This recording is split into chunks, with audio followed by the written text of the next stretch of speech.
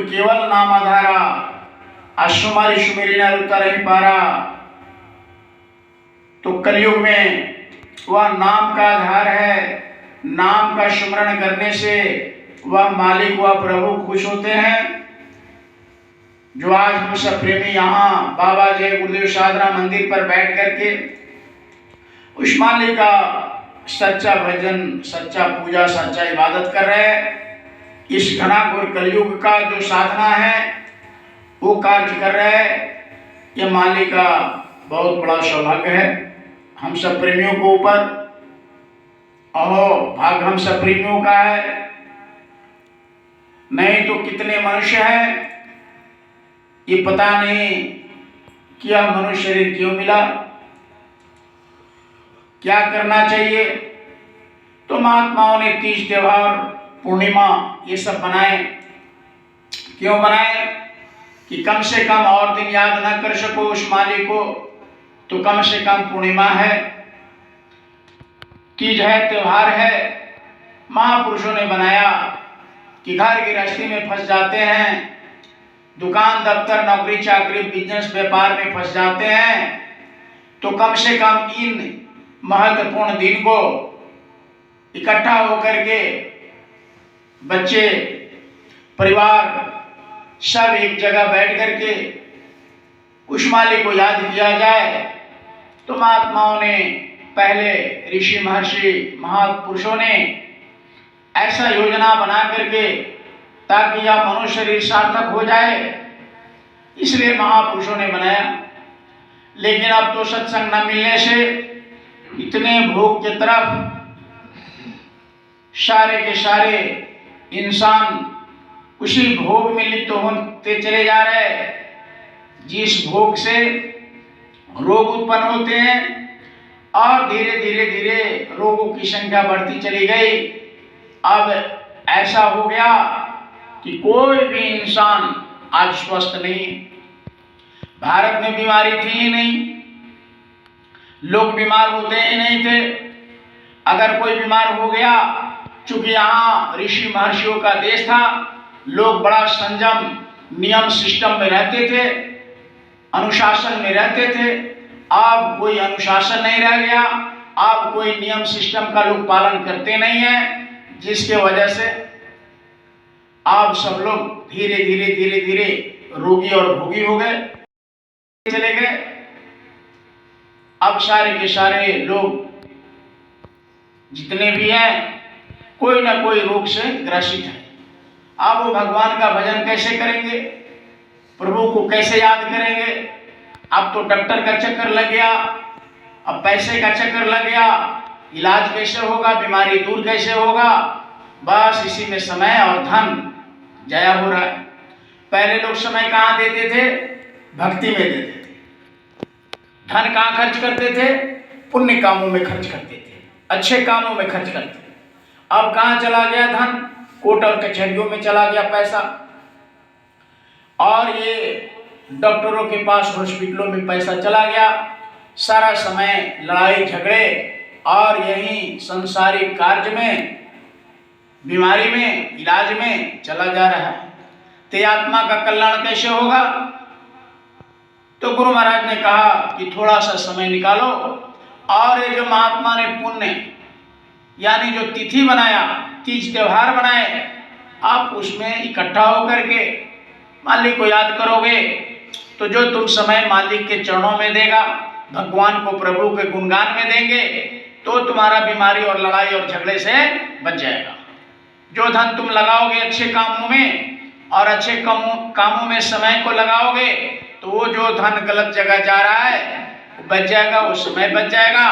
और मालिक जब खुश हो जाएंगे तो तुम्हारे अंदर दया और कृपा हो जाएगा, घर में खुशहाली हो जाएगी, कोई बीमारी कोई लड़ाई झगड़ा नहीं होगा। अभी सारे के सारे लोग परेशान हैं, किसी को शांति नहीं है। इसलिए पहले महापुरुषों ने कहा कि आप अच्छे समय जब तुम स्वस्थ हो और तुम निरोग हो, तो अपने समय उस भगवान को याद करने में थोड़ा सा दो, प्रभु को थोड़ा याद करो, तो प्रभु कृपा करेंगे, दया करेंगे। जब याद करोगे तो दया होगा, नहीं तो ऐसे धीरे धीरे धीरे समय निकल जाएगा और ये मनुष्य शरीर जो परमात्मा ने दिया है एक दिन खाली करना पड़ जाएगा। सबको खाली करना पड़ा। राजा महाराजा चक्रवर्ती सभी लोग आए, सभी लोग को ये शरीर छोड़ करके या धरती को छोड़ करके संसार को छोड़ करके जाना पड़ा। हम सब प्रेमियों को भी जाना पड़ेगा। गुरु महाराज भी कहते थे कि एक दिन ये शरीर को त्यागना होगा, इसलिए थोड़ा सा समय निकालो। जो इतना सुंदर शरीर दिया प्रभु ने, आप उनको थोड़ा समय याद करो। अब ऐसा हो गया कि सब उसी में लगे हैं, सारा समय उसी में जया हो रहा है, सारा धन उसी में जया हो रहा है। और एक दिन ये आत्मा इस शरीर को त्याग देगी, क्योंकि ये किराए का मकान है, इसको छोड़ना पड़ेगा। गुरु महाराज ने कहा कि ये जो मनुष्य शरीर आपको हमको मिला है ये छोड़ना पड़ेगा एक दिन। इसलिए चिताया महापुरुषों ने चेतो, तीज त्योहार के दिन समय निकालो, पूरे बच्चे पूरे परिवार घर में सारे काम को अवकाश को बंद करो, जितने भी कार्य है सब अवकाश में बदल दो, सबको छुट्टी करो और उस प्रभु को याद करो जो सारी दुनिया को बनाया। नहीं तो एक दिन शरीर छोड़ के जाना पड़ेगा। रे मन मुसाफिर निकलना पड़ेगा, काया कुटी खाली करना पड़ेगा। रे मन मुसाफिर निकलना पड़ेगा, काया कुटी खाली करना पड़ेगा। रे मन मुसाफिर निकलना पड़ेगा, काया कुटी खाली करना पड़ेगा। रे मन मुसाफिर निकलना पड़ेगा, काया कुटी खाली करना पड़ेगा।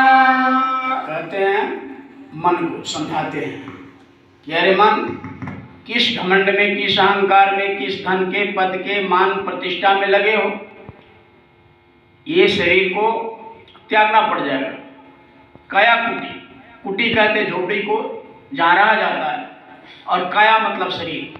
इस शरीर रूपी झोपड़ी को एक दिन छोड़ना पड़ेगा। तो किस घमंड में, कपड़े के अहंकार में, बल के अहंकार में, रूप के अहंकार में, धन के अहंकार में पड़े हो, तब तक उधर से आएगा और इसको लेकर चला जाएगा।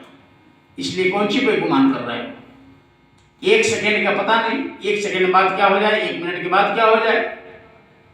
तो महात्मा समझाते हैं कि रे मन मुसाफिर, तो मुसाफिर हो। जैसे मुसाफिर कहते किसको हैं?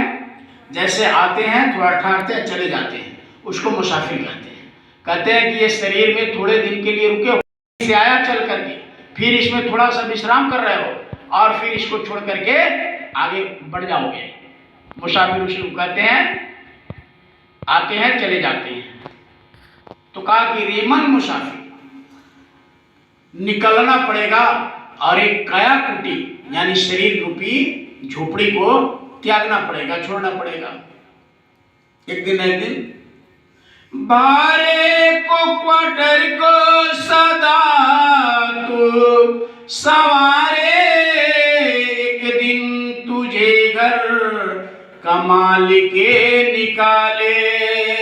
बारे को क्वार्टर को सदा तो सवारे, एक दिन तुझे घर के माल के निकाले। क्वार्टर को सदा तो सवारे,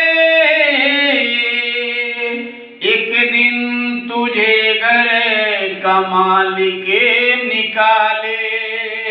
भाड़े को क्वार्टर को सदा तो सवारे, एक दिन तुझे घर कमाल के निकाले। इसका किराया भी भरना पड़ेगा,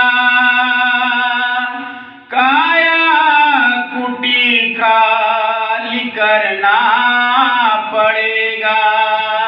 इसका किराया भी भरना पड़ेगा, काया कुटी खाली करना पड़ेगा।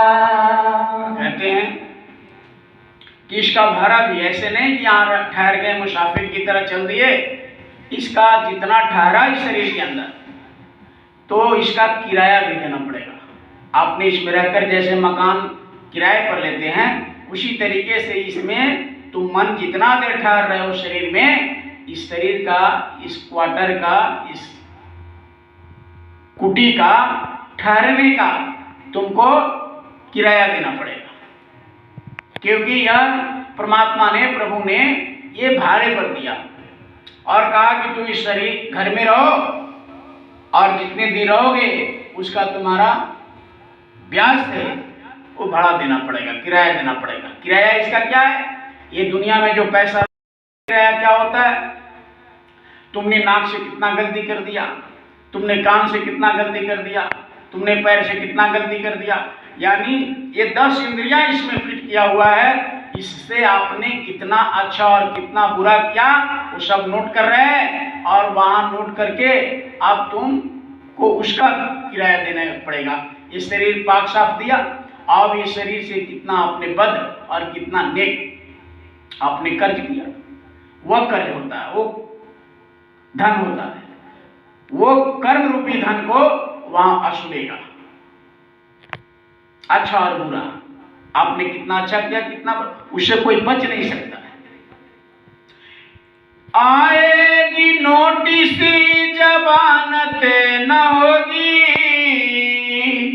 पहले अगर कुछ अमानतें न होगी। आएगी नोटिस जमानतें न होगी,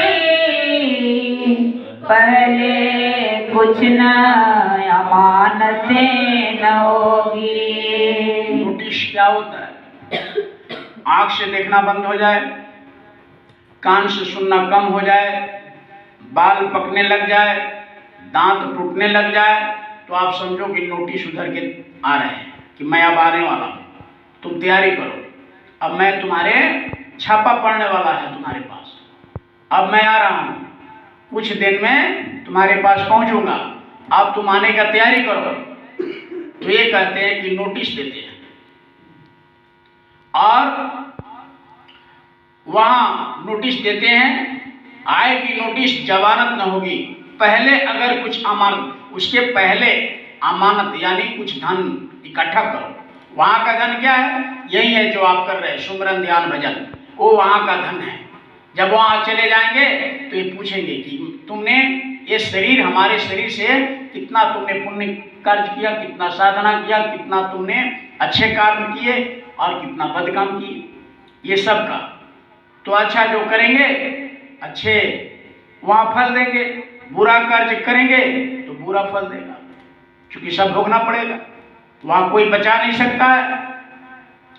आएगी नोटिस जमानत न होगी, पहले अगर कुछ अमानतें न होगी। आएगी नोटिस जमानतें न होगी, पहले अगर कुछ, कोई बच नहीं सकता, सबको कैद होकर एक दिन न एक दिन जाना पड़ता है। चाहे कोई हो, महाराजा हो, राजा हो, रंग हो, सबको एक दिन उस प्रभु ने ये जो शरीर दिया है, यमराज आएंगे, यमदूत, और सबको बंदी बना करके ले जाएंगे। कोई उससे बच नहीं सकता।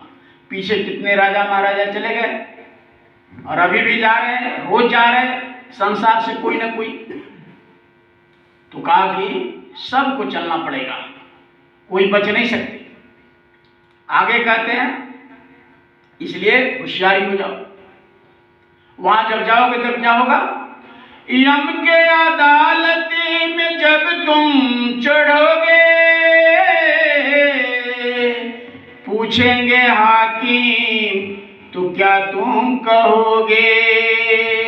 यम की अदालत में जब तुम चढ़ोगे, पूछेंगे हाकिम क्या तुम कहोगे। कहते हैं कि वहां कुछ हाकिम, वहां साहब बैठे हुए हैं जो न्याय अन्याय करते हैं, उसका फैसला करने वाले विराजमान है वहां। वहां जाकर के यमदूत खड़ा कर देगा। वो यम का अदालत है। उस अदालत में कोई यहाँ का टक्का नहीं चलता, पैसा सिफारिश नहीं चलता कि वहां छूट जाएंगे। वहां कोई नहीं जा सकता, न बैंक बैलेंस जा सकता, न पत्नी, न पति, न भाई, न बंधु, न रुपया, न पैसा। कोई लड़ाई झगड़ा, फौज फटा, सेना सैनिक वहां नहीं जा सकता। यहाँ भले प्रधानमंत्री हो, राष्ट्रपति हो, चपरासी हो, कोई भी पद पर हो, वहां वो सब पद नहीं चलता है। वहां एक इंसान गिने जाते हैं, चाहे कुछ भी यहाँ से कोई भी जाए, कितनों बड़े ओहदा से, लेकिन वहां जाने के बाद में यम की अदालत में एक इंसान के रूप में खड़ा होना होता है। और वही वहां पूछते हैं कि तुमने क्या कमाई करके आया मृत्यु लोक से, कितना अच्छा कमाई किया और कितना बुरा कर। यम के अदालत में जब तुम चढ़ोगे, पूछेंगे हाकिम क्या तुम कहोगे। यम के अदालत में जब तुम चढ़ोगे, पूछेंगे हाकिम क्या तुम कहोगे। का भोग तुझे भोगना पड़ेगा, काया कुटी खाली करना पड़ेगा। करनी का भोग तुझे भोगना पड़ेगा, काया कुटी खाली करना पड़ेगा। भी करने किए हैं, कोई उससे बच नहीं सकता। गोस्वामी जी महाराज ने रामचरितमानस में क्रम प्रधान विश्व रचि रखा, जो जस करे सुफल चखा।